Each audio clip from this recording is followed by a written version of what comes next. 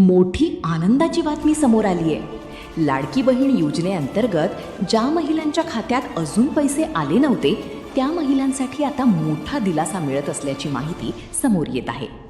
समोर आलेल्या माहितीनुसार 29 तारखेपर्यंत टप्प्याटप्प्याने सर्व पात्र महिलांच्या खात्यात पैसे जमा करण्याची प्रक्रिया सुरू असल्याची चर्चा सुरू आहे।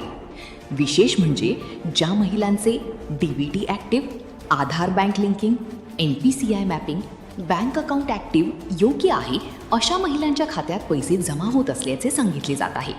दरम्यान अनेक महिलांनी आज पैसे जमा झाले अशी माहिती सोशल मीडियावर शेअर करण्यास सुरुवात केली आहे। मात्र अजूनही पैसे न आल्यास DBT स्टेटस, आधार लिंकिंग, NPCI मॅपिंग एकदा तपासून पाहण्याचे आवाहन करण्यात येत आहे।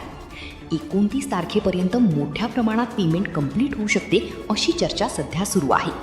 अशाच महत्त्वाच्या अपडेट्ससाठी MD न्यूज मराठीला सबस्क्राईब, लाईक आणि शेअर करा। धन्यवाद।